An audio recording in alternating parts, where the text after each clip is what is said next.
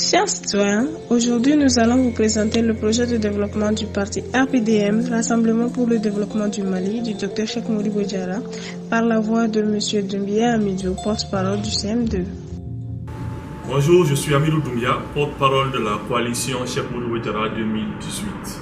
Donc, d'abord, je vous remercie pour cette démarche qui est une démarche démocratique, qui est un exercice démocratique qui puisse permettre d'éclairer nos compatriotes. Aujourd'hui, si vous me demandez de vous parler de notre projet, de vous parler des grandes lignes de notre projet, je vous parlerai d'abord de l'État. Parce qu'aujourd'hui, ça fait quelques années, notre État est en train de s'affaisser petit à petit. Nos institutions ne sont plus fortes. Donc il nous faut travailler à avoir un État plus fort. C'est pourquoi nous allons parler de la refondation de notre État. Parler de la refondation de notre État, c'est parler de l'équilibre entre les différentes institutions. Ça veut dire que le pouvoir judiciaire, le pouvoir exécutif, le pouvoir législatif, qu'on puisse travailler à rééquilibrer ces pouvoirs-là.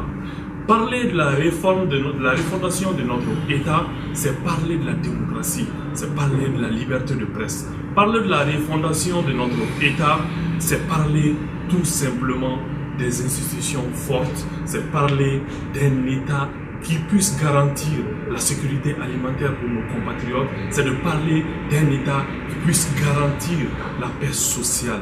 C'est de cet État que nous voulons parler, c'est cet État que nous voulons construire avec une confiance entre gouvernants et gouvernés.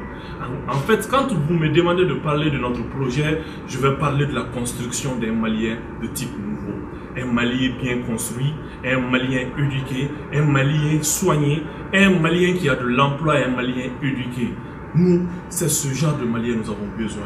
Si vous voulez que je vous parle de mon projet, je vous parlerai de la jeunesse, je vous parlerai des femmes, je vous parlerai de la diaspora, je parlerai du Mali en globalité et de les stratégies que nous allons mettre en œuvre pour l'épanouissement de nos compatriotes et pour une croissance durable. C'est cela notre projet pour le Mali. C'est pourquoi aujourd'hui nous vous présentons ce projet. C'est pourquoi nous avons comme slogan « Sauvons le Mali ». C'est ce projet qui peut véritablement changer notre pays.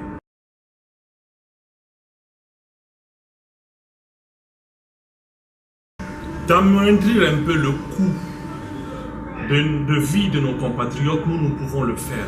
Si vous me demandez de parler de stratégie, je vous parlerai juste de la stratégie que nous avons adoptée durant la transition. Vous êtes sans savoir que quand le docteur Cheikh Modibo Diarra était Premier ministre de la transition, les prix ont baissé à un niveau jamais égalé durant ce quinquennat. Comment il a procédé? Il a travaillé d'abord à augmenter la production agricole, faire en sorte de donner des intrants à nos agriculteurs, faire en sorte de subventionner ce secteur, mais pas seulement de subventionner ce secteur, mais faire en sorte qu'il y ait un suivi régulier. Parce que qu'est-ce qui se passe dans notre pays? Très souvent, quand on subventionne, les agriculteurs sortent, ceux qui font de la production sortent et le vendent dans la sous-région.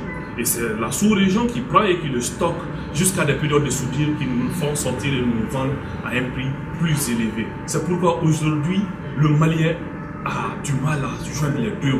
Nous, ce que nous allons faire, c'est de faire un suivi régulier. Nous allons donner des subventions, mais nous allons suivre pour que la priorité soit donnée à nos compatriotes, pour qu'on puisse assurer l'autosuffisance alimentaire bien avant de penser aux voisins. Nous allons assurer l'autosuffisance et s'il en reste, on va l'exporter. C'est de cela que nous avons besoin pour pouvoir baisser les prix. Maintenant, quand on va baisser les prix, quand on va travailler à baisser les prix, il faudra suivre même dans les grandes villes, dans nos boutiques, au marché, voir éventuellement si les prix sont uniformes. Donc pour cela, il faudrait que la Direction nationale du commerce et de la concurrence puisse travailler à suivre boutique par boutique, marché par marché et voir éventuellement que le prix que l'on cherche, éventuellement les commerçants sont en train de l'appliquer. Il faut aussi la culture de la sanction. Quand on vend plus cher que ça doit être vendu, il faudrait sanctionner. Nous devons suivre et quand on va faire ce suivi, vous allez voir que les prix vont relativement baisser et que nos Maliens puissent vivre de manière saine et que le panier de la ménagère puisse être un panier allégé et que avec une somme modeste, les Maliens puissent vivre et puissent avoir les pains quotidiens. Donc c'est cette vision que nous avons pour pouvoir baisser les prix et pour pouvoir travailler véritablement à avoir une vie beaucoup plus paisible. Aujourd'hui, les Maliens n'ont pas confiance en l'État et je pense que les Maliens ont raison. Ces 20 dernières années, nous avons assisté à un marasme économique et mandral. Nous avons vu du clientélisme, nous avons vu du népotisme, nous avons vu des actes qui ont tendance à faire en sorte que les gouvernés n'ont plus confiance aux gouvernants. Et quand nous allons venir, nous allons prendre des mesures fortes pour que les Maliens sachent dès les 100 premiers jours du président de la République qu'il y a un État fort et qu'il y a un État responsable. C'est pour cela que nous allons nous engager à mettre un gouvernement restreint, un gouvernement au plus de 20 membres qui va travailler considérablement à faire retourner cette confiance qu'il y a entre les gouvernants et les gouvernés. C'est pourquoi dans les 100 premiers jours, nous allons obliger les responsables de l'administration, le président de la République, les ministres, à publier leur patrimoine et que ce soit dans un journal officiel, que nos compatriotes puissent savoir celui-là, il est venu avec tel patrimoine et quand il s'enrichit, nous allons le pointer du doigt. C'est pourquoi dans les 100 premiers jours, nous allons travailler éventuellement pour que les salaires soient connus, pour que les Maliens sachent qui gagne quoi, pour que quand demain quelqu'un va vivre au-dessus de ses moyens, nos compatriotes puissent les montrer du doigt. Ça, ce sont des mesures fortes qui vont montrer que notre État, désormais, c'est un État en marche, c'est un État qui est fort, qui va lutter contre la corruption. Parce que pour que cette confiance puisse revenir, il faudrait éventuellement qu'on lutte contre la corruption et que les gouvernants puissent voir qu'aujourd'hui, il y a une population qui suit et qu'il y a une société civile qui veille.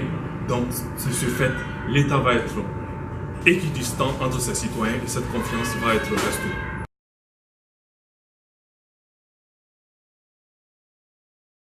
Pour le Nord, il ne peut pas y avoir plus de projets que la paix.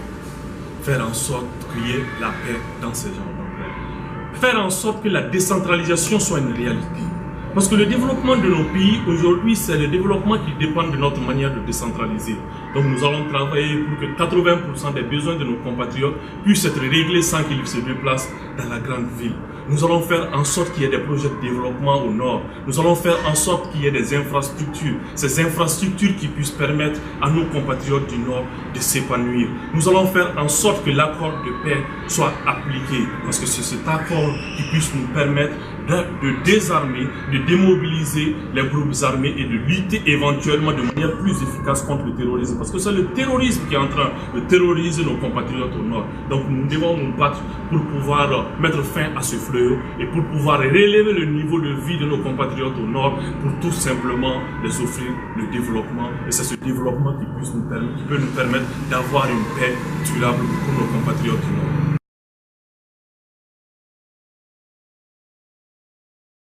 Il n'y a pas de recette miracle. Il faut tout simplement, le Mali est riche. Nous l'avons montré durant la transition en payant les salaires des fonctionnaires sans aide extérieure. Ça veut dire que notre pays est assez riche. Mais quel est l'enjeu majeur? C'est la bonne gouvernance. Nous allons travailler à avoir une bonne gouvernance. Nous allons travailler à avoir plus de transparence. Nous allons mettre des projets en marche pour pouvoir bien évidemment profiter de nos potentialités. Notre potentialité, c'est quoi? C'est l'agriculture. Faire en sorte qu'il y ait des écoles, que nos enfants soient formés à l'agriculture.